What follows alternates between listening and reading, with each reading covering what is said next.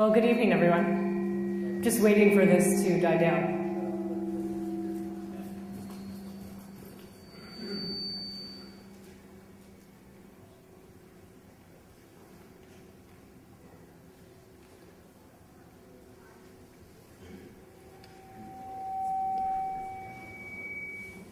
Well, we can find hundreds of exoplanets, but we're still working on technology in our classrooms. Okay, good, it's working. Can everybody hear me? Okay, great. Well, it's my pleasure to be here tonight to tell you about exoplanets, planets orbiting other stars. Right now, we know of over 300 exoplanets, close to 400. And it's true that we're actually on the verge, for the first time in human history, on being able to answer the ancient question, are there other planets like Earth? Stars are so far away, they're just point sources in the sky, like on these slides. And the Earth as well would just be a dot of light. And today I'm going to tell you about how we're trying to detect planets like Earth and what we would learn. Does anyone recognize this planet? Someone's raising their hand? Okay, someone said Earth. How about another guess? Actually, if you look very closely, it's not Earth. What's wrong with it? Too much land. And this is an artist's conception of another planet. We don't expect planets to be exactly like Earth, although we're looking for ones that are like Earth in the sense that they have oceans and continents where life can live just like we do. And it also captures kind of a theme of exoplanets. That is, we have to look really, really hard to find a planet at all. And we have to look very, very carefully at the data we get to try to understand it, because it often will look like something that we think it is, but it could be quite different. Now, if we were to zoom out really far, we would see a galaxy like this. This is a galaxy. It's a collection of stars all bound together. And we think that our own Milky Way galaxy looks like this, so that our star is about where the red dot is. It's one star in the Milky Way galaxy. So our Milky Way galaxy has 100 billion stars. And we think that there are possibly more than 100 billion galaxies in the universe. So that's a lot of stars. So how many of you think that there's a planet like Earth, just like Earth, somewhere out there? I mean, you're a self-selected audience, clearly. But I mean, it's really, really amazing. There's just such a huge probability. But now let me ask you a slightly harder question. Right now, about what I'm going to talk about, how far away from our sun could we find a planet like Earth? Actually, you know what? It's right in that red dot, that same red circle. Can everyone see that little red dot? So we can only look at the very, very nearest stars that are so very, very close to Earth. So the fact that there are these billions of stars out there, it doesn't help us really, because we're like children trying to develop technology for the very first time. So there are probably lots of Earth-like planets out there. We're just trying to find them right now. And as part of my introduction, I just wanted to make a few remarks about the International Year of Astronomy. I made a little timeline showing 400 years ago, 1609, when Galileo first turned his telescope to the skies to look at other planets. And I wanted to give you the kind of very brief history of planetary science. So in 1609, there were 6 planets that were known and 1 atmosphere. That was Earth's atmosphere. But curiously, 200 later, in 1809, there were 11 planets that were known. And actually, what these were asteroids. People found asteroids and thought that they were planets. And then about 30 years later, people realized there were lots and lots of asteroids, too many for them to be planets, and the asteroids were demoted. Well, as many of you know, a similar thing happened recently, where we had 9 planets for a while, and then we went down to 8. Pluto was dropped. And this was upsetting for lots and lots of people. But I want you to know that a lot of scientists were also very unhappy because Pluto was dropped from a vote. And science shouldn't be done by voting. It almost never is. And so what's happening now is that we're hoping that even though the organization that made this decision probably won't change their minds, but that just with common usage and the way that people talk about planets, Pluto will be considered a planet at some level. It's actually part of a group of planets called dwarf planets. So it's a crazy kind of language where a dwarf planet is not a planet. So we'll come here now to 2009, where we know of well over 300 planets orbiting other stars. And you would think that if our sun, our star, has planets, surely all the other stars out there should have planets too. It seems like a natural thing that should happen. But it's only been in the last 15 years that we've been able to find planets around stars like the sun. And actually, we should be proud as Canadians because a Canadian, Gordon Walker, was one of the people who made a huge step in this field towards finding planets because of the technology that he developed that others later copied and improved upon. So now we have more than hundreds of planets, but the problem is these planets are so different from what we expected. People thought they were going to find planets like Jupiter very far from the star, and instead there are crazy kinds of planets. Jupiter is very, very close to the star, Earth's close to the star, and I'll be talking more about this in my talk. So what I am going to talk about today is I decided to answer the questions, the 4 questions I get asked most often. And I get asked these questions over and over again by all sorts of people, fellow scientists, just people from all walks of life, students, friends. And so I'm going to go through these questions and answer them for you. The questions aren't necessarily in the order that I get them, but this was the best order to explain what's going on in exoplanets right now. So the first question is, what would aliens see looking at Earth from afar? Personally, I really hope that there are aliens out there looking at us. And it's really fun to think, what would they see? And I'm actually going to, okay, so what could aliens see looking at Earth from afar? I'm actually going to start with the real movie of Earth from Far Away. This is a real movie. And this movie was taken by a spacecraft it's now called the Epoxy spacecraft. But originally it was called the Deep Impact spacecraft. And some of you here who are like astronomy buffs will remember it from the year 2005 when on July 4th, it's very patriotic for Americans, it dropped something into a comet and then looked at what came out of it. And telescopes all over the Earth looked at it as well. So this telescope has been renamed and it's being used for other things. I'm part of a team that is using it to look at stars with planets and also to look back at Earth.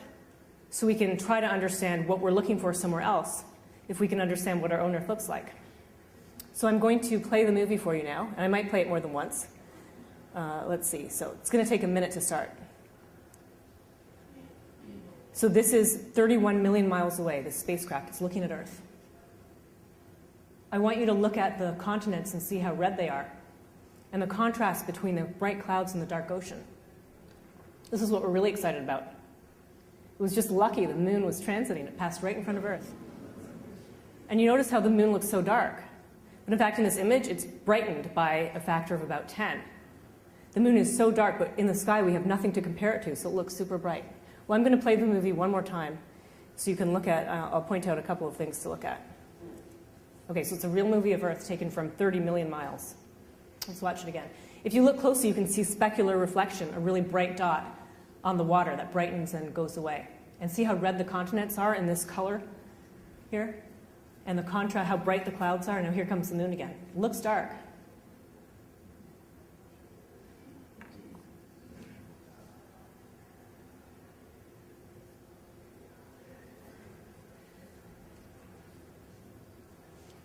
Well, the continents actually look red. The film, or the colors used here, includes redder than our eye can see. And it's actually vegetation happens to look extremely red, just redder than where our eyes can see, and that's what's picked up on here. So what would it take aliens to see this? If there were aliens out there, what would it take them to see a movie of our own planet like this? It would actually take at least 50, that's 50-meter telescopes in space. So they would have to be they might only have to be a 100 years ahead of us, but they'd have to be a lot wealthier to do this. So these aliens out there, they're probably not seeing a beautiful movie of our own Earth like this. What are they seeing? We actually have another real picture. It's a pale blue dot.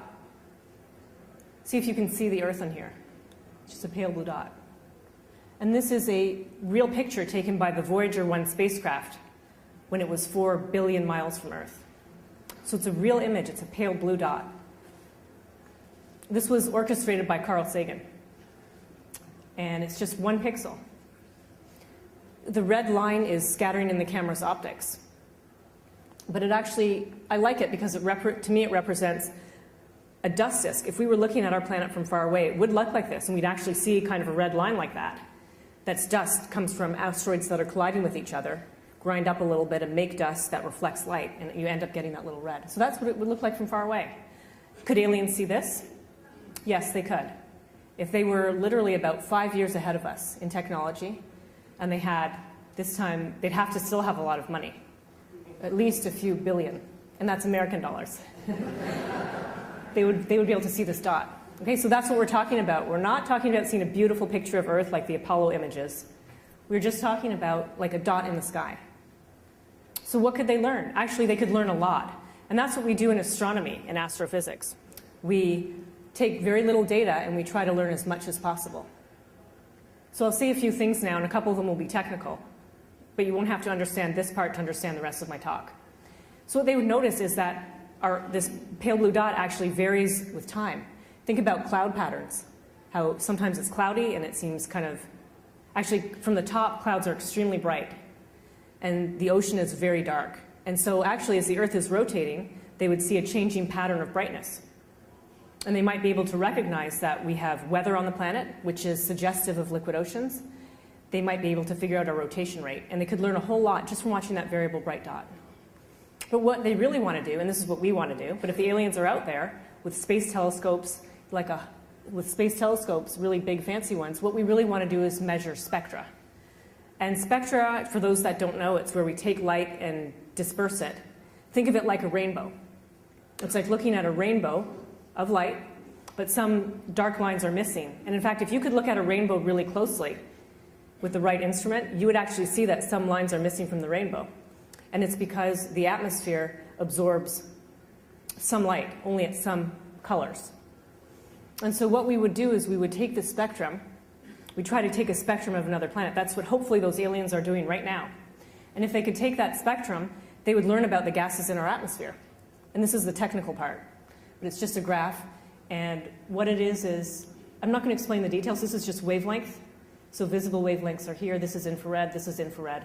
But for our purposes, we just want to see that these fingerprints, or spectra as we'll call them, are different from a straight line. So all you have to do is agree with me that this is different from a straight line. And you do agree, which is good. But this is real data of Earth as it would be a pale blue dot. And these big chunks here are just the missing colors, which are actually molecules like water vapor. We think that water is needed for all life on Earth. And so water vapor is indicative of liquid water oceans. There's also oxygen. Oxygen is a gas produced by life on Earth. I'll be coming back to talk about these things later, but the point is just that they would learn about what's in our atmosphere. Think of like ozone, like the ozone hole. They could learn about that, and they can infer life, the presence of life here. And I'll come back and talk about that at the end of my talk. So to summarize this part of my talk, what would aliens see looking at Earth from afar? If they were just 5 years ahead of us and super wealthy, they would see a pale blue dot that varies with time. And they would be able to detect gases in our atmosphere that were indicative of life or of conditions that were supportive of life. So that's the answer to the first question. And we want to believe in these aliens, that they're out there. The second question is, when will we find another Earth? So when will we find another planet just like Earth? People ask me all the time, do I really expect to see a true Earth twin in my life? One where we have evidence for liquid water oceans, for signs of life in the atmosphere? And I always answer, yes, absolutely. But I expect to live a very long time. But there's actually an easier part to the question, which we'll get to later. But let's just say it's really, really hard to do. So when will we find another Earth? I'll explain it to you, and then I'll give you my answer. So let's think about how you would find an Earth. I'm going to talk a little bit about how we find planets right now. Well, one way is just to take an image. We call it direct imaging, but think about like taking a picture with your digital camera. Only this would be a very, very fancy camera attached to a state-of-the-art telescope. And that's what these people did, led by Christian Marois, who's a Canadian astronomer out in British Columbia. And in this case, he took a direct image. But what you see here is, this is supposed to be a star, just a dot in the sky. But it looks so funny, it's all modeled, because the star was so bright, they had to remove the star from an image. That's like taking a picture on a winter day and having to remove the snow from the picture, because it's so bright, it's ruining the rest of the picture. But if you were to remove that snow from the picture, there might be something left over, little specks of stuff. So for our purposes, this is supposed to be the central star, but it's just the junk left over after removing it. And they actually found 3 planets orbiting the star. And they even saw them move over about 5 years. And the reason this is so exciting is it's really the first image of something that most people would agree are planets. 3 planets directly imaged. So that sounds good. But it turns out that these planets are young and hot. And the difference in brightness between the star and the planet is something like 250. The difference in brightness between Earth and the sun. So if you wanted to repeat this experiment and just take an image of a planet like Earth and its sun, the difference in brightness is not 250. It's 10 billion. So a good analogy is to think, what could you buy for $250? It's not bad. I mean, if someone gave you $250, you'd be happy. You could go out and do something fun. But what about 10 billion? Such a huge, huge number. So we're a long way from being able to direct image, because this is state of the art. It's 250. And not only that, these planets here, the closest planet is about 20 times the Earth-Sun distance. So it means the Earth would be buried right in here, right where all this mess is from trying to remove the star. So we're a long way off from finding Earths this way. Nevertheless, we think we can do it. And as we're talking now, there's something like probably, well, as we're talking right now, there's like 200 people working really hard on these so-called white papers. In the United States, every 10 years, the astronomers get together and decide what projects they should do. But there's something like 100 people who are trying to find Earths. And maybe 50 of them, like as we're talking, because the deadline is in a couple of days. And they're working on like technology descriptions and why their project should be chosen.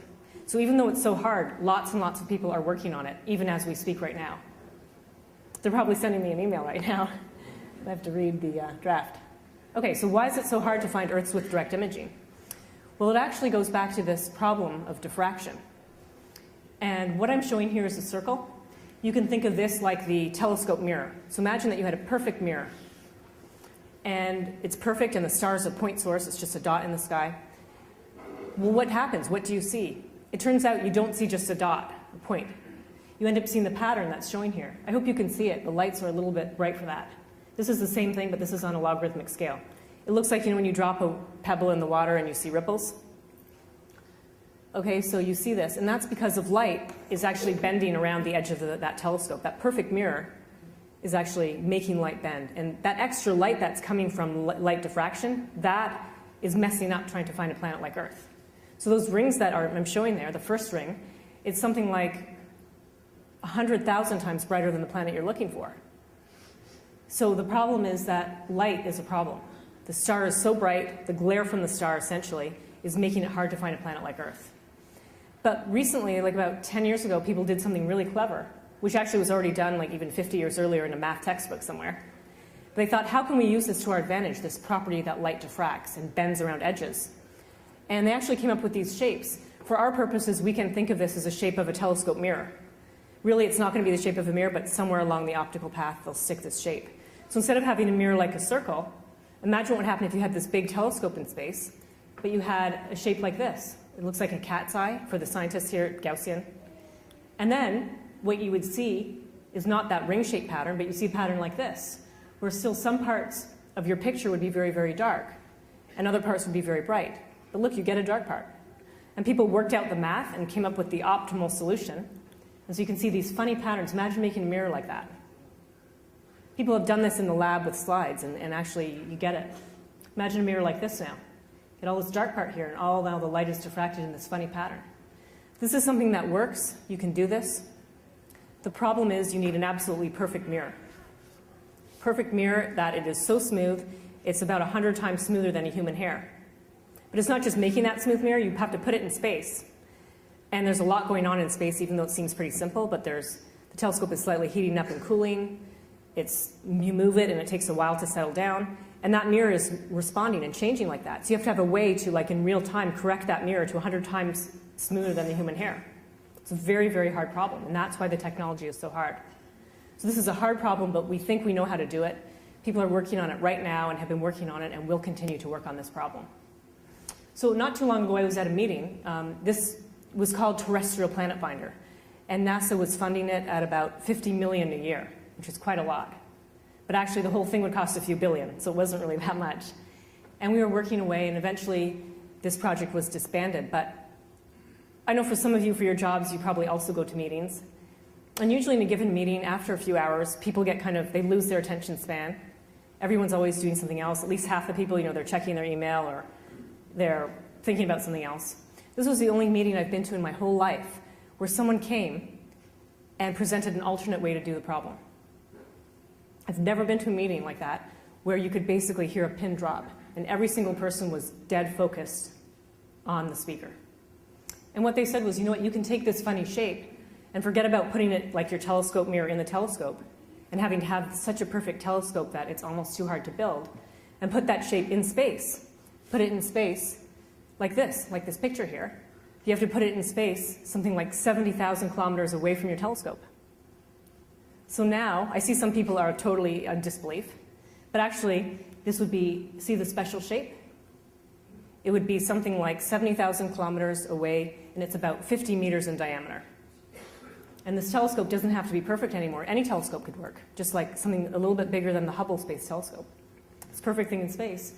And it's sort of interesting. You can see the star, it's like blocking out the star with that special shape so that only the light reaches the star. Now the two problems are basically equally as hard, but it gave like a new hope to the problem, because if there's more than one way to have a solution, it's always a really good sign. And now people are really excited about this. But essentially you've traded problems. You've traded off a problem of making your perfect mirror to figuring out how to deploy something in space and how to keep it lined up, how well you need to line it up. But another reason why this got off the ground was because there were two people from a space company in the United States who were super, super excited. And they got their own company to put in a lot of money to try to design this. There's a lot of problems with deploying a large thing in space, but apparently they had worked on this problem. It was some defense problem. They were not allowed to tell us what it was. But just by their sheer enthusiasm and the way they knew what they were doing, we knew they had done something like that. Probably wasn't at the same wavelength. But they were enthused about it. And so this is moving forward now. And it's another way to do this problem. So I'm just trying to convey to you how hard it is to find an Earth, to see that pale blue dot, to see what's in the atmosphere. It's very difficult to do because of the problem of that very bright star and getting rid of that starlight. And that's why it's a huge challenge. Okay, but before I answer the question, I have to tell you about two other things. And I was just going to tell you very, very briefly about two other ways we find planets. It's just really hard to find an Earth no matter what you do. But just so some of you know, this is the thing that the Canadian Gordon Walker figured out how to do. But this is one way we find planets. It's called the wobble method. And the next two slides will also be a bit technical. But again, you don't have to understand them to understand the rest of the talk. So we call it the wobble method. It's showing a planet and star. The planet is orbiting the star, but really what's happening is the planet and star are orbiting their common center of mass. Some people like to say the planet is tugging on the star. That's actually not really the right way to look at it. They're orbiting their common center of mass, and so the star is actually moving.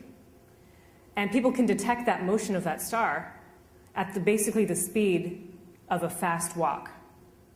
So that's like putting you really, really bright though, 30 light years away or like 100 light years away and measuring you walking, only you're super bright like a star. I mean, that's amazing that people can do that. What we can do right now is still not good enough to find an Earth. But there's a graph that's just showing the stars going away from you, coming towards you, and it just keeps repeating that pattern. And you can try to find planets that way. Now, we can't find planets like Earth this way right now. But actually, when I was here visiting, we talked about a way to maybe do this here. But if you have a telescope and you dedicate it to one of the few very brightest stars in the sky, and you look at that star for 5 years or more, you may be able to find a planet like Earth that way. The final technique I wanted to tell you about was the so-called transit method. When a planet goes in front of a star, as seen from Earth, the starlight drops just by a tiny, tiny amount. And actually, we can detect that drop in brightness when a planet goes in front of the star. We have something like 50 planets that do this right now. But this actually is showing you a telescope called the Kepler Space Telescope. Has anyone heard about the Kepler Space Telescope? Just a few people. It actually made CNN headline news 3 separate times in the last 6 weeks. Kepler is a very special telescope. It actually, think of like Hubble, but it's smaller than Hubble. It's in a totally different orbit. The astronauts can't go to it ever. But it only has one job. Unlike Hubble, which looked at so many different things, this only does one thing. Its job is to tell us how common are planets like Earth.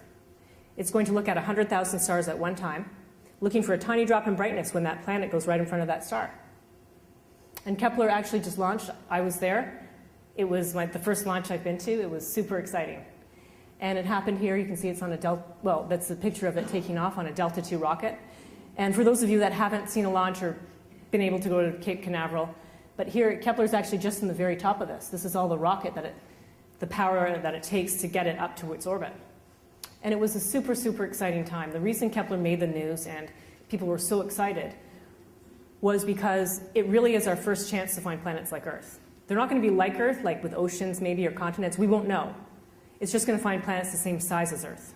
So Kepler will go out there and it'll say, hey, here are this many planets with the same size as Earth. However, Venus and Earth are about the same size, but Venus is way too hot for life. So it's not like finding a true Earth twin, but Kepler in the next 5 years will actually tell us the frequency. And it was super exciting because we had a team meeting on a Monday and Tuesday. The launch was going to happen on the Friday. So everybody was hanging out at the beach during the days, and you could see the rocket on the launch pad in the distance. Something like, it must have been about 15 miles away or maybe 20 miles, but you could still see it. And then one day, it looked different. It was a different color. They had taken off the protective covering, and you could see the white rocket all ready to go. And there's a sort of feeling, because some of the people on the Kepler mission had worked on it for 15 years or more. And trust me, these people didn't want to see Kepler go into the ocean. So they weren't going to build another one. So there's a sort of feeling of excitement, because we're finally going to find Earth, but a feeling of, let's keep our fingers crossed. The week before, a different rocket, a different instrument that was supposed to look down at carbon dioxide in Earth's atmosphere had actually failed to launch, $300 million down the drain. And so people were sort of a bit nervous, but they had to delay the launch by a day, so they had time to review whether there were any components in common with that other rocket. There was one thing, but it was so super reliable, 3,000 times it had gone off, no problem. So they decided, they went forward. And then at the launch itself, it was a night launch around 11 at night. Everybody was there. People had brought their families. The families are important because they're the ones who support everybody when they're working all the time. The families there, their kids playing, and it was amazing. It went off so perfectly. People didn't know whether to, shout with joy or just to cry, because it was just such a great thing. So here we are. Kepler's up there. You can tell I'm really excited about it. I'm part of the team, and it's going to be great. So to summarize this part of my talk, when will we find another true Earth twin just like Earth? I said if we just want to know a planet that's one Earth mass or just the same size as Earth, that'll happen in the next 5 years, either with Kepler or maybe with this wobble method. But we won't really know if those planets are like Earth, because Venus is like Earth. It's the same size, the same mass. But we don't know, on Venus's surface, it's just totally unsuitable for life. There's no oceans, nothing. So I said that if we're really lucky, 25 years from now, we will have planets that we can see that are like Earth, that we would say have oceans and perhaps signs of life in them. Okay, so within 25 years. That's the answer. But it turns out that recently, astronomers aren't going to wait for that, because it's kind of a long time from now, even though people are working as hard as possible to get this to happen. It turns out that we can actually find one sooner, if we're willing to change our definition of Earth. And that's the second part of this answer is, when can we find a planet like Earth? Part 2.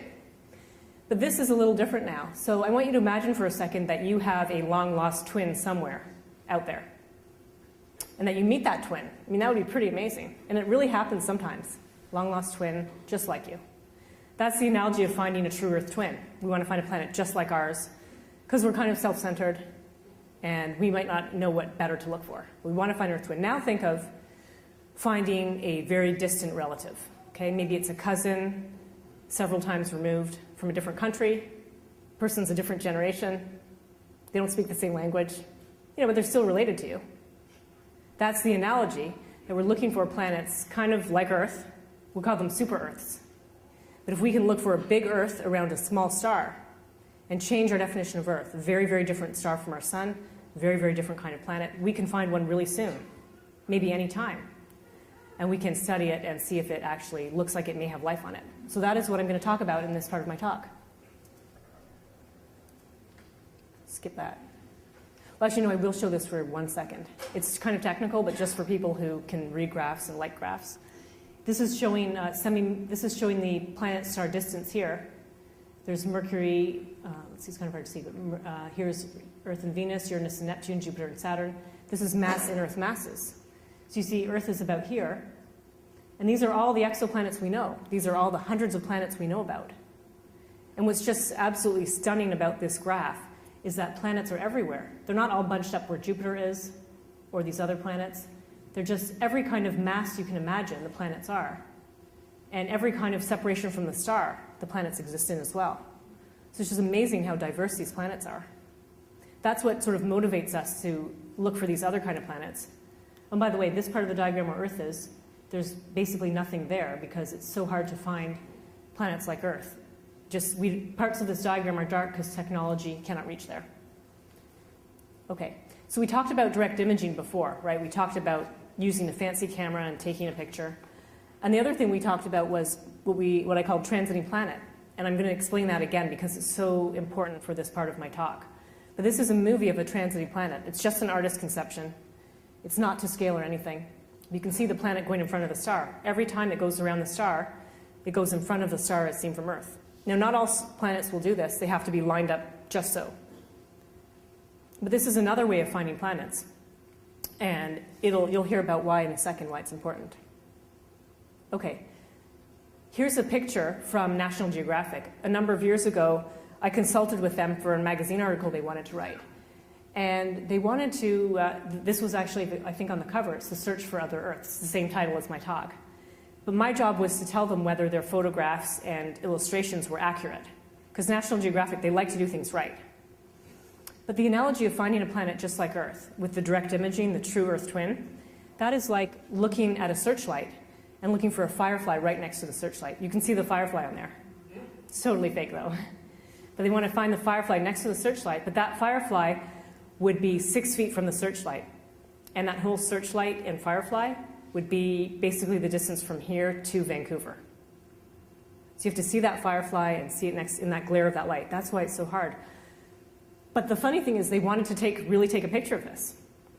So they went out and they rented these searchlights. It's not easy to do, you know.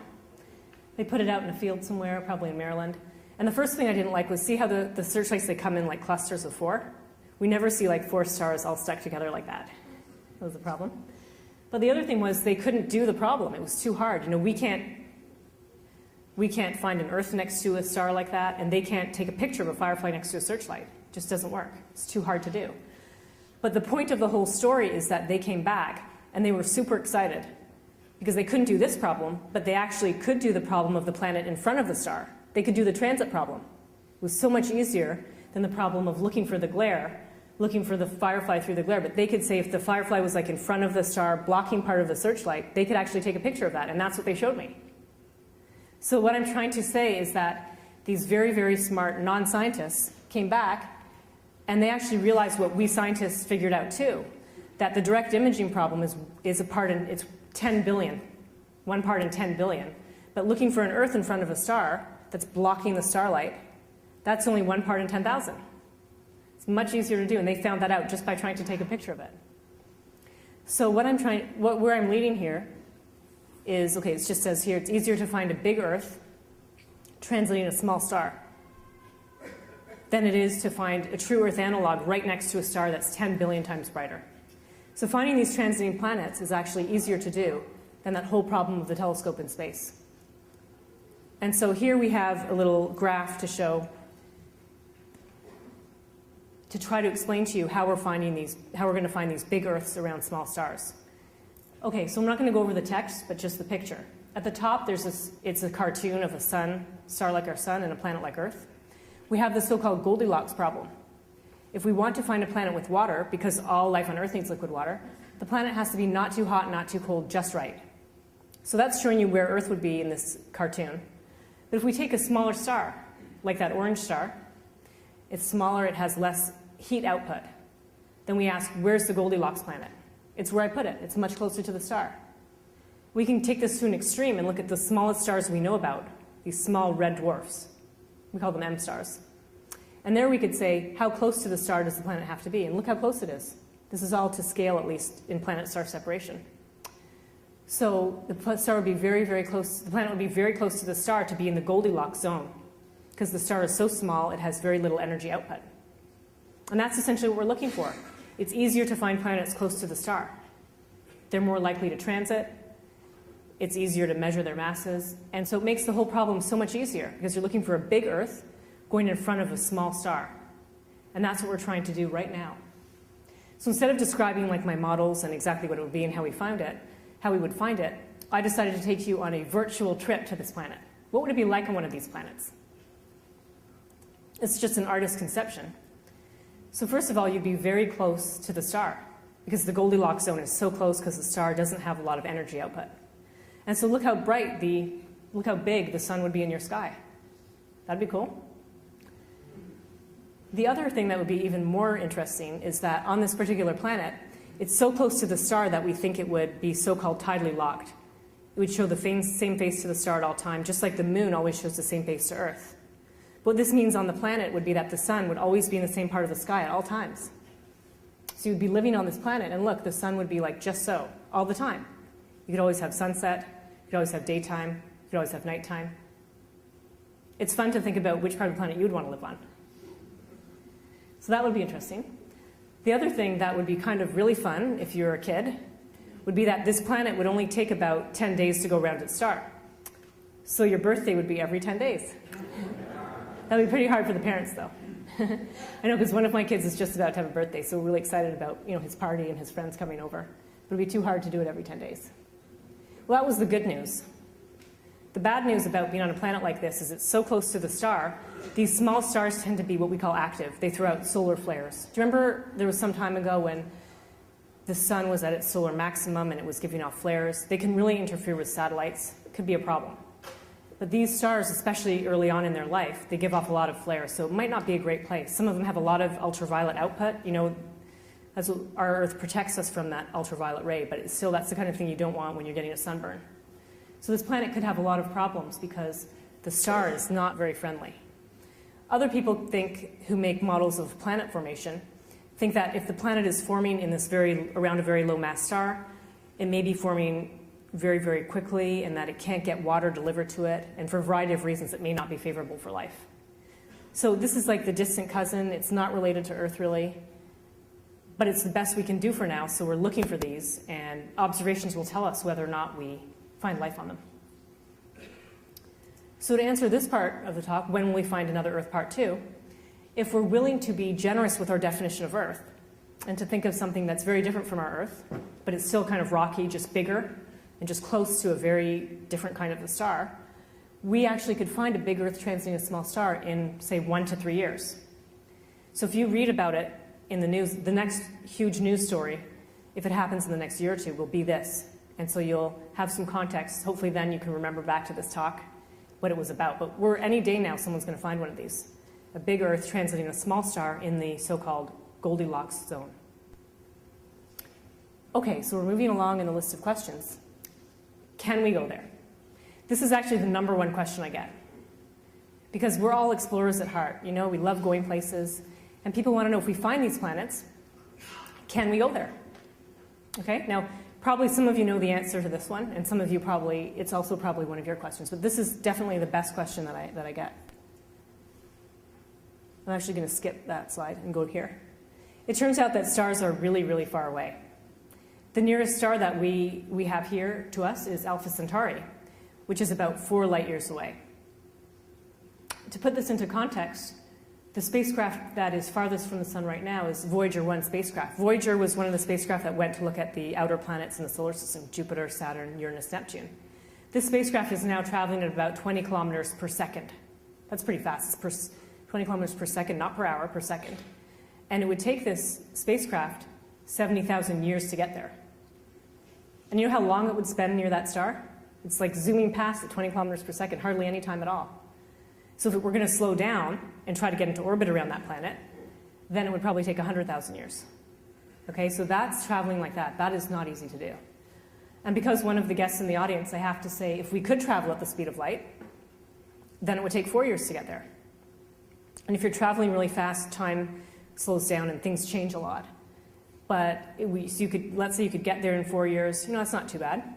But you send a signal back to Earth, that would take another 4 years. So it would still be pretty rough.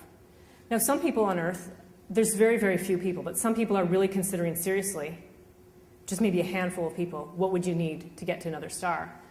And they think in sort of the most best case that we could foresee in the future would be traveling at 1/10 the speed of light. That's not us, but that's just a spacecraft. So in that case, it would take 40 years to get there. That's not too bad, maybe. You can imagine starting that maybe some people on the project would still be around, to hear back once the spacecraft got there. It's not hard. But actually, Alpha Centauri is the closest star. Most of the stars that we're finding planets around are much further. They're more like 10 light years or 20 or 100 light years away. And that just makes the problem so much harder. Because we think Earths are out there, they just might not be around every star. And if you have to go a little farther, it's going to be a problem. So the short answer to this is, can we go there? The answer is not for now. Unfortunately, we cannot go there.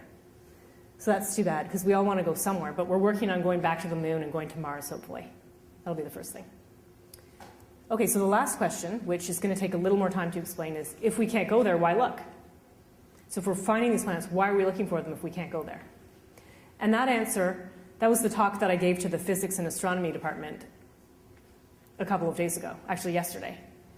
And that question actually is study the planets from space. We can put telescopes in space and on the ground and look at them and try to learn things about them.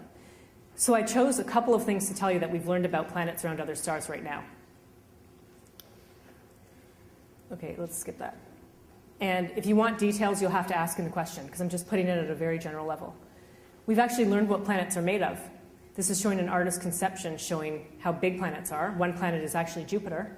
It's showing the different layers of materials in Jupiter. And the other two are showing a planet like Neptune. It's all blue on the inside because they're imagining it's made of mostly ices.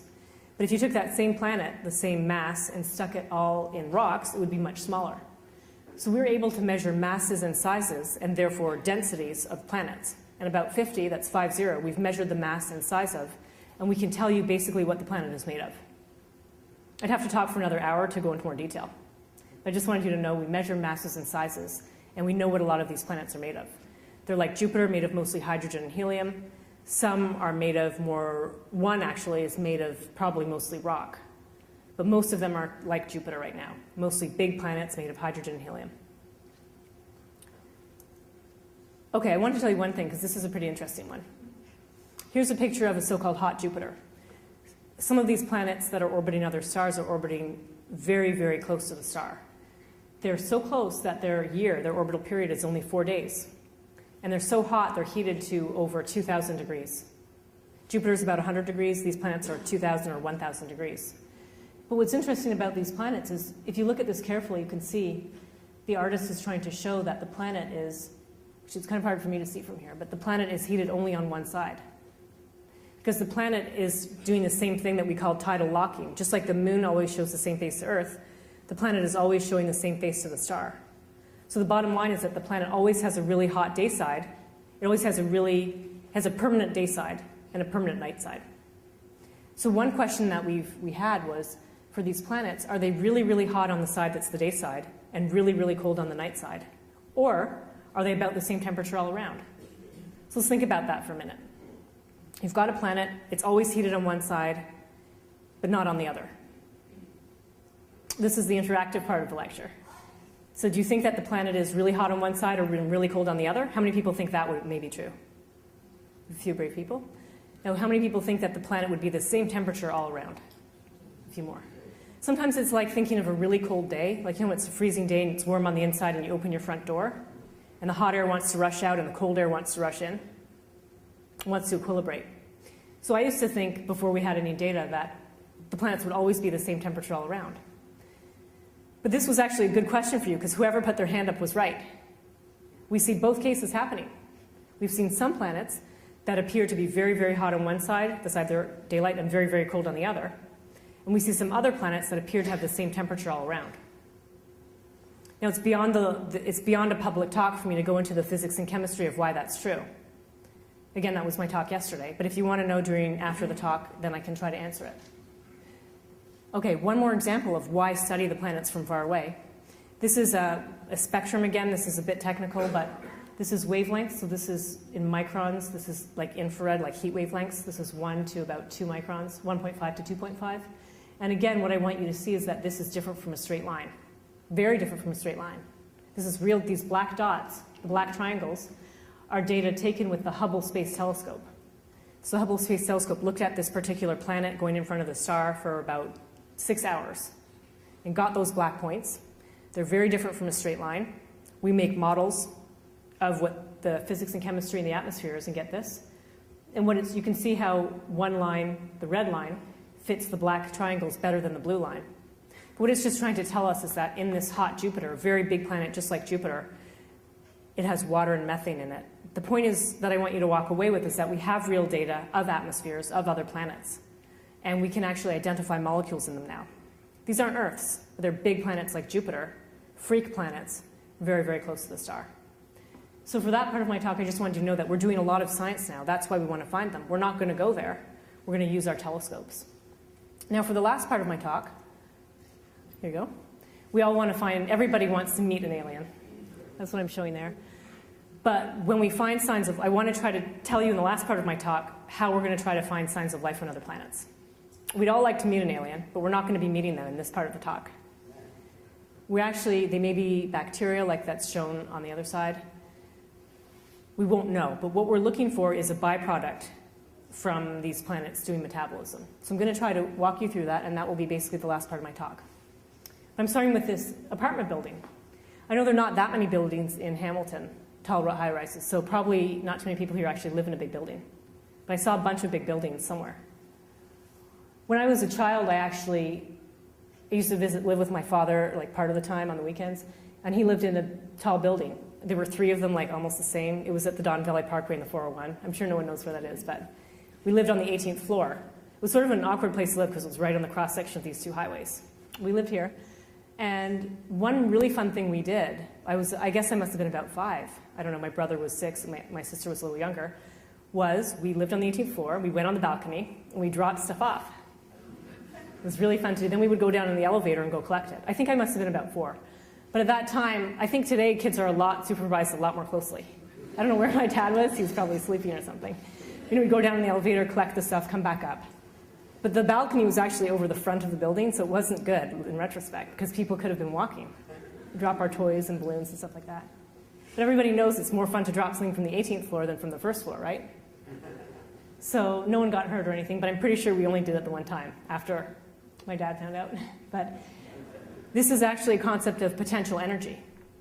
You had to do work. You went in the elevator and brought up those things up to the apartment, and then you dropped them down. And they had energy, so they got kinetic energy, and they moved fast, and they made an impact. So this apartment building is showing you there's a lot of energy. The higher up you are, the more potential energy you have, the more energy there is to be released when you drop that. And it turns out that in microbiology, people use a diagram like this. It's called the electron tower. They don't show the apartment building, but they put everything just to show you the amount of energy that can be released for different reactions that life on Earth does. So I'm trying to convey to you that life on Earth uses chemical energy. All life on Earth uses chemical energy gradients. Okay? So what we do as humans is, we do respiration, aerobic respiration, and it turns out that on the apartment, that's the biggest energy yield you can get. We breathe oxygen, and that's the biggest you can get. And plants did the uphill one for us. The plants did photosynthesis. They split the energy. They made the chemical gradient into the food. And actually, people think that complex life needs oxygen because it gives you the biggest energy yield. Okay, that's why they've made it like this, because that's at the top and this is at the bottom. But life on Earth, all life on Earth does is chemical energy. It's something that's sort of not in general knowledge right now. I only learned about this a few years ago. That's why I always like talking about it. But it turns out that life, all life needs certain things, liquid water, but all life uses chemical energy gradients. I think some biologists may disagree with me because sometimes these gradients are in the cell, sometimes life uses it outside of the cell. But this is the way I look at it. I look at photosynthesis as doing the uphill reaction and able to do the downhill reaction later. But so there's actually lots of different kinds of life. Some of it doesn't do photosynthesis at all, lives deep in the ocean or in rocks. And there's all sorts of life that uses these different ones. So it's just trying to show that if you, lived one floor apart from your friend, not too much energy would be released there. Complex life needs a lot of energy, but all life is using these chemical reactions to yield energy for the life to actually live. And actually, in the process of doing that, a lot of life releases a chemical byproduct. That's the whole point of this part of the talk. Life releases a chemical byproduct, and that's what we're looking for. So we're looking for a chemical byproduct produced by some kind of chemical reaction that gets released into the atmosphere that we can see from very far away. So for my cosmology friends, I just wanted to tell you that this is actually called dark energy. The life that is deep in the ocean, that doesn't see the sun, that's generating energy from these chemical energy gradients that exist outside of the cell. It's called dark energy. Okay, so what I was trying to say here was that all life is using different chemical reactions. Different kinds of life, mostly bacteria, use very different reactions, and they generate a byproduct gas that can potentially fill our atmosphere. And so back to this plot, I was just trying to say that on our own Earth, we have oxygen, so much oxygen in the atmosphere. It fills 20% of our atmosphere by volume. And that oxygen is actually produced by life. It's produced by plants and photosynthetic bacteria. They're generating this metabolic byproduct. It's filling our atmosphere. And if those aliens are looking at us from far away, they will know that something's unusual. Because oxygen is such a highly reactive gas that it shouldn't be in our atmosphere. It's just unstable. It shouldn't last in our atmosphere for very long. It must be continually produced. And we don't know of any way that we can produce it geophysically or some way that doesn't have to do with life. So that's what I'm trying to get at. On another planet, maybe it's a different kind of a gas, but it has to be something that fills the atmosphere that we can see. And it's based on this principle that all life that we know uses chemical energy gradients.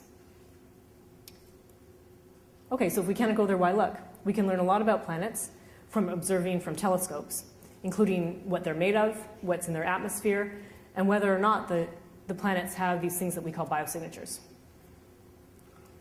Okay, so to summarize my talk, the first question was, what could aliens see looking at Earth from afar? I told you that we might like to think they're looking at this beautiful movie of Earth, but that's probably too hard at the present. They'd need a lot of resources to do that. What's more realistic, if we think that they can do what we can do, is they'd see a pale blue dot. And they'd see this dot vary with brightness and time. They could see what's in the atmosphere, and if they were smart enough, they could figure out that we had life because of all the oxygen, and that because oxygen in that reaction I showed you yields the most energy, that we may even have complex life. We asked the question, when can we find another Earth? I said if we want to find a planet that we want to call like a true Earth twin, one with oceans, with a similar atmosphere, if we're lucky and everything goes well, that would be 25 years. But then I also said, if you just want to find a planet that's the same size as Earth or the same mass, that's 5 years. If we want to change what we call an Earth and say we can look for a big Earth around a small star, where the star may be very unfriendly, that could happen in the next couple of years. Can we go there? Not yet, unfortunately. And if we can't go there, why look? Because we can learn so much about planets from far away. And I just want to finish with this idea that in exoplanets we are really, really excited about. And that is that some time ago, 400 years or more, people had a different view of the universe. And people thought that Earth was the very center of the universe and that everything revolved around Earth. I mean, that's the most self-centered you can be, right? Everything revolves around you. But here it's Earth, everything revolved around it, the stars, the sun revolved around Earth, the planets, and everything. And Copernicus and Galileo helped with this, made this huge paradigm change that no, Earth is not the center, but in fact, Earth goes around the sun just like all the other planets do. And much later on, I would say closer to 60, 70, 80 years ago, maybe a little less, people realized that our sun was just one star in the whole galaxy, but that there were galaxies everywhere. So we weren't special at all because we're just one star out of 100 billion going around a galaxy, in a galaxy, orbiting the galaxy, and then there are all these other galaxies, so we weren't special anymore. And in exoplanets, we're just so excited because we feel like we are going to complete the Copernican revolution. We're going to find planets like Earth and find signs of life on them, and that'll be the true final time that we know that that the universe is not revolving around us, but that there are other planets out there that have life on them. And we will, in that way, complete the Copernican revolution. Thank you.